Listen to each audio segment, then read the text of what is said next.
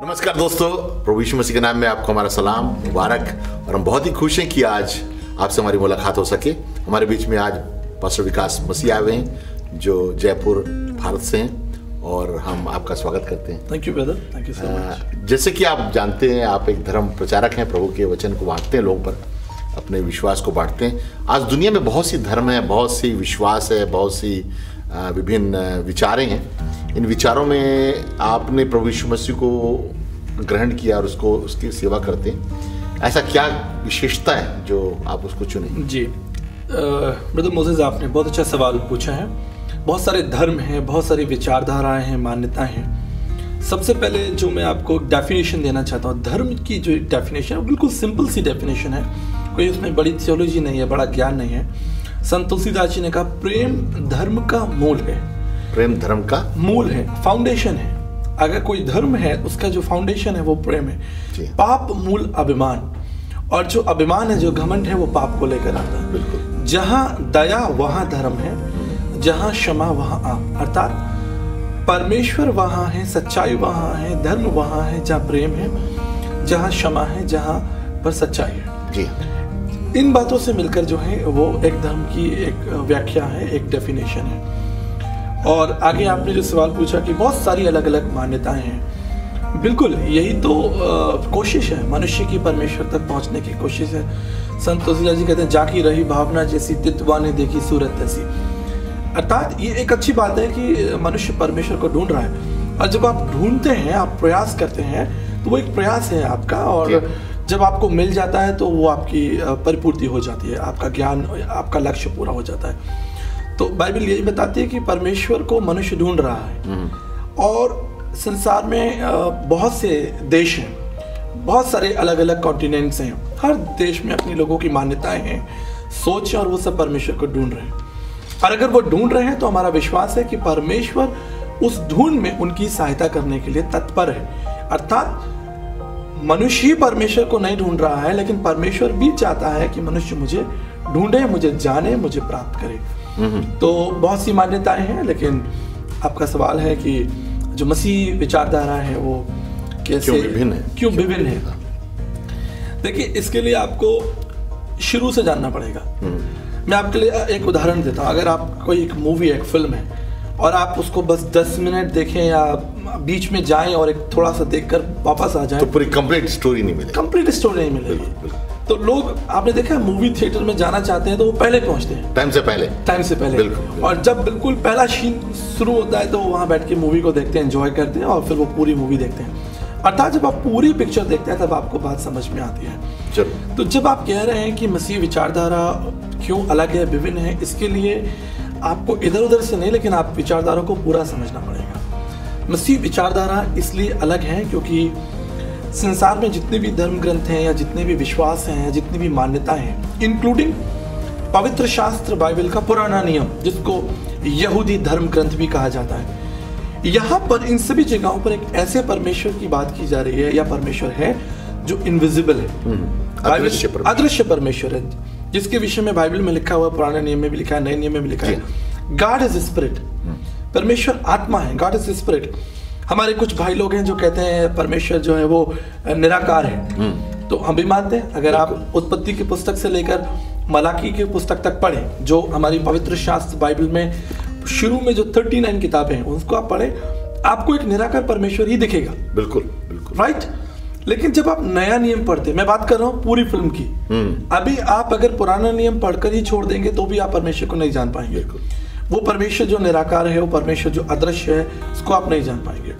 लेकिन जब आप नया नियम पढ़ते हैं, वो लिखा आदि में वचन था, वचन परमेश्वर के साथ था, वचन ही परमेश्वर है, और वो वचन देहधारी हुआ, मनुष्य बनकर परमेश्वर संसार में आया।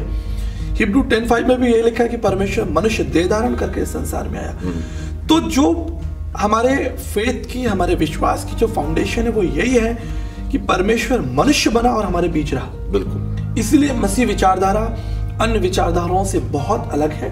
हम सभी विचारधाराओं का, मान्यताओं का आदर करते हैं, लेकिन जब हम कुछ ढूंढते हैं और वो ढूंढ जब तक हमारी कोशिश किसी रिजल्ट पर नहीं पहुंचती, तो मसीह विचारधारा एक रिजल्ट पर पहुंची हुई विचारधारा है। हमने परमेश्वर को ढूंढ लिया है, या हम दूसरे शब्दों में कहें कि परमेश्वर ने हमें ढूंढ लिया है। बिल्कुल। हम परमेश्वर को जानते हैं। जी हाँ। जो परमेश्वर जिसने संसार को बनाया है हम उसे जानते हैं। आप जब कौन सी उम्र में ईश्वर का अनुभव किया, आप कैसे अनुभव किया?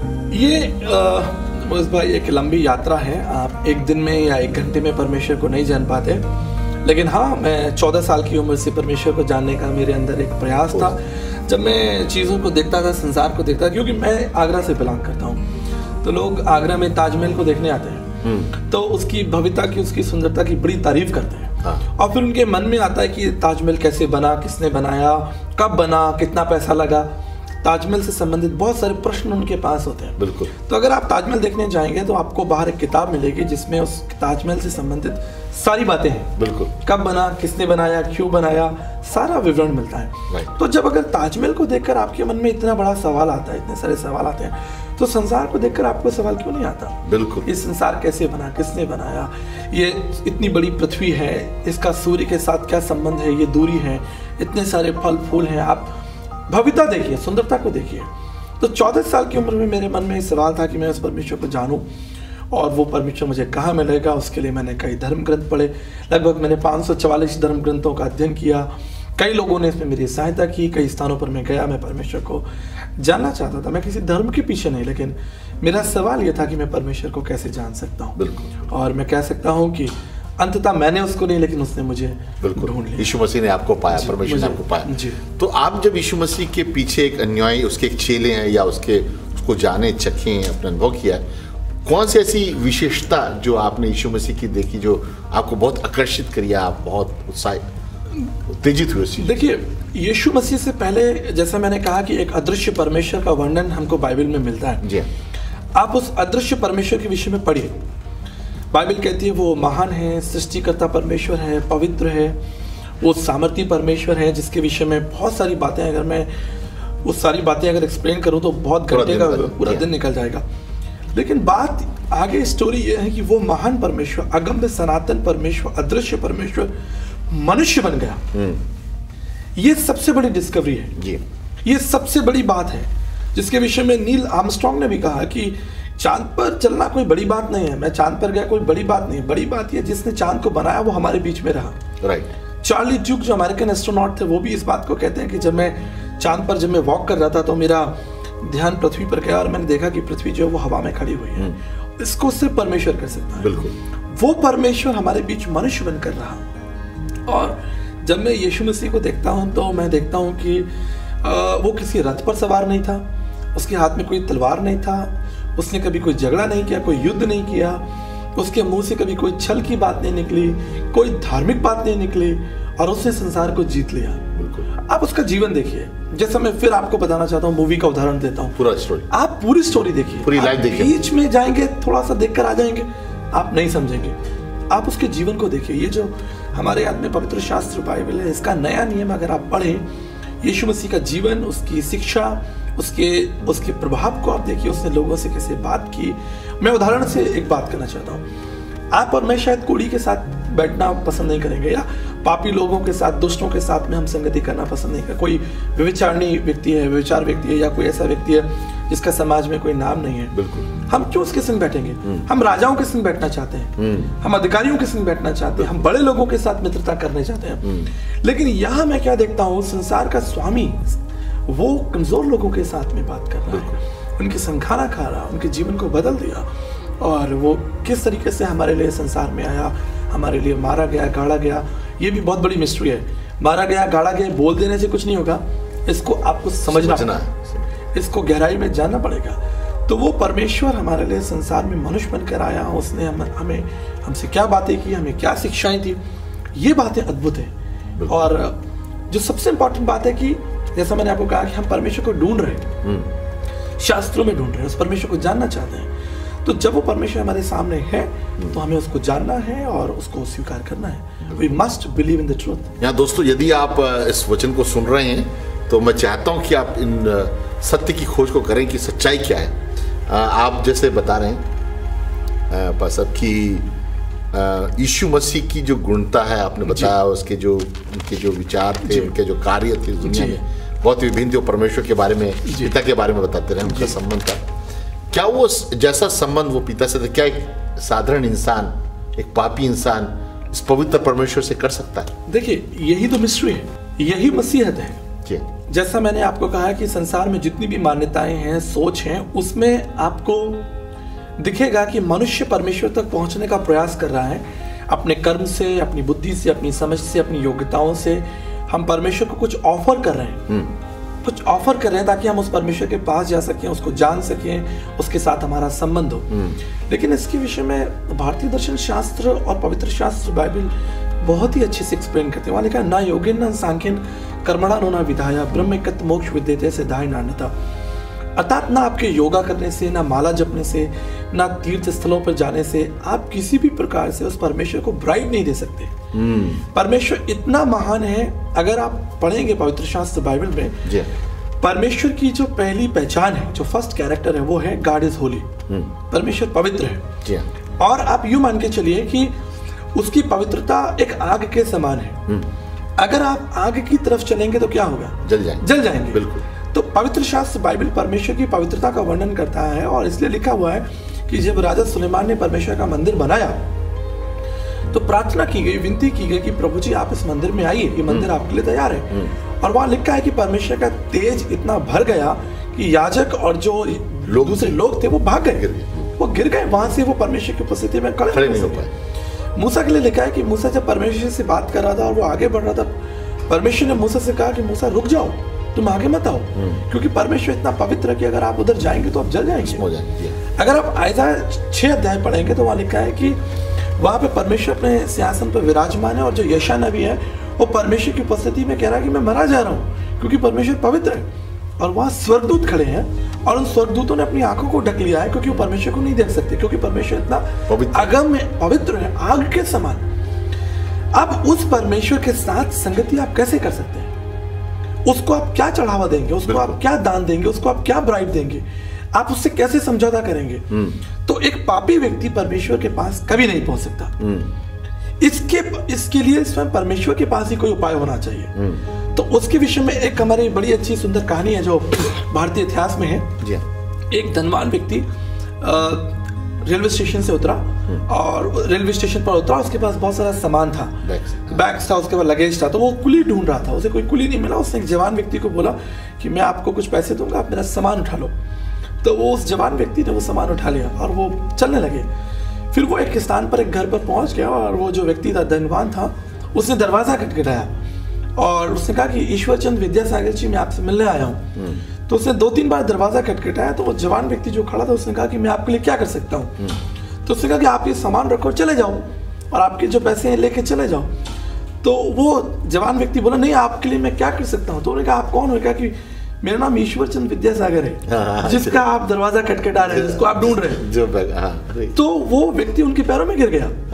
ये ऐसा इसलिए हुआ क्योंकि वो व्यक्ति ईश्वरचंद विद्यासागर जी को नहीं जानता था, उसका इमेज अलग था, कॉन्सेप्ट नहीं जानता था, उनकी एक डेफिनेशन होगी। इसलिए आज आपकी परमेश्वर की जो डेफिनेशन है, परमेश्वर के विषय में जो सोच है, जब तक आप पवित्र शास्त्र बाइबल का नया नियम नहीं पढ़ेंगे, आप परमेश्वर को कभी नहीं जान पाएंगे। परमेश्वर एक सीक्रेट रहेगा, आपके लिए एक रहस्य रहेगा। ये मेरा दावा है, ये मेरा विश्वास है, मेरा दावा है कि अगर मैं पवित्र शास्त्र बाइबल का पुराना नियम भी आपको दे दूं, जैसे हमारे यहूदी भाई लोग हैं, उनके पास में पवित्र शास्त्र बाइबल के पुराने नियम का अध्याय है, और अगर आप उनसे पूछे कि आप परमेश्वर को जानते हैं, तो वो यही कहेंगे कि हाँ परमेश्वर है, लेकिन हम उसे नहीं जानते, या वो ऐसे परमेश्वर की आराधना करते हैं जो है नहीं, या वो जिसको वो ठीक से नहीं जानते, अगम्य है, अदृश्य है, यहोवा परमेश्वर है। लेकिन इसी बात को आपको जानना है कि वो परमेश्वर मनुष्य बन के संसार में आया, उसने अपनी महिमा को फिलिपियंस चैप्टर 2 वर्स 4 ऑनवर्ड्स लिखा है, दास बन गया, खाली कर दिया, सेवक बन गया। आप उसके पास नहीं जा सकते थे, इसलिए वो आपके पास आया। मैं एक उदाहरण देता हूँ आपको, शायद वो उदाहरण आप समझ पाए। आप अपने ऑफिस में बैठे हैं, आप चीफ मिनिस्टर हैं या प्रधानमंत्री हैं, आप अपने ऑफिस में बैठे हैं, अचानक आपको एक फोन आता है कि आपका बेटा जो है वो एक्सीडेंट हो गया है और वो हॉस्पिटल में एडमिट है। आप क्या करेंगे? आप प्रधानमंत्री हैं, आप एक फोन करेंगे कि मेरे बेटे को अच्छे से अच्छा ट्रीटमेंट दो, या उसे फलाने हॉस्पिटल में ले जाओ, या उसका उपचार करो। आप ये करेंगे, या आप कुर्सी से उठ जाएंगे, उठकर भागेंगे। बिल्कुल। आप प्रधानमंत्री हैं, आप बैठकर भी बहुत सारे निर्णय ले सकते हैं। बिल्कुल। जो आप कहेंगे वो होगा, सारे हॉस्पिटल्स खुल जाएंगे, सारे लोग आपकी सेवा में हैं, लेकिन एज ए फादर आपकी रिस्पॉन्सिबिलिटी क्या होगी? यही सीक्रेट इस पवित्र शास्त्र बाइबल में है। परमेश्वर महान है, अगम्य है, सनातन है, पवित्र है, उसके तुल्य कोई नहीं है और वो अपने सिंहासन पर विराजमान है। लेकिन जब पापी ने उसे पुकारा, भारतीय दर्शन में प्रार्थना है, पापम पापात्मा पाप कर्मा पाप संभा त्राहिमाम पुण्यक्षाम सर्व पाप हरि हरि। परमेश्वर मैं पापी हूँ, मेरी सहायता कीजिए, मेरी मदद कीजिए। ऋग्वेद में भी 5वें मंडल में 7वें मंडल में ये लिखा है, परमेश्वर हम पापी हैं। दाऊद का भी यही वचन है, परमेश्वर तू मेरा शरण स्थल है, तुझ में मैं छिप सकता हूँ, तू मेरा सहारा है, मैं तुझसे और दूर कहाँ जाऊँ। एक बच्चा जब गिर जाता है तो वो माँ को या पिता को पुकारता है, तो माँ या पिता जो है वो दौड़ कर आएगा। यही तो पवित्र शास्त्र बाइबल का संदेश है कि जब मनुष्य ने परमेश्वर को पुकारा, उसको जानना चाहा, वो परमेश्वर हमारे बीच में आ गया। मैं एक बाइबल का वचन आपके लिए पढ़ना चाहता हूँ। कुलिसियों उसका 1 अध्याय 26 पद में लिखा है, वो एक भेद था जो समय और पीढ़ियों से गुप्त रहा। परमेश्वर एक भेद था जो समय और पीढ़ियों से गुप्त रहा, लेकिन आगे लिखा है परमेश्वर ने उसे पवित्र लोगों पर प्रकट किया। ये पवित्र लोग कौन है? ये पवित्र लोग वो हैं जो परमेश्वर को ढूंढ रहे हैं। बाइबल कहती है परमेश्वर एक बुद्धिमान को ढूंढ रहा है जो उसे ढूंढ रहा हो। परमेश्वर की दृष्टि में बुद्धिमान कौन है? जो परमेश्वर को ढूंढ रहा है। और भाई मोसेस, अगर आप परमेश्वर को ढूंढ रहे हैं, आप उससे निश्चित मिल जाएंगे।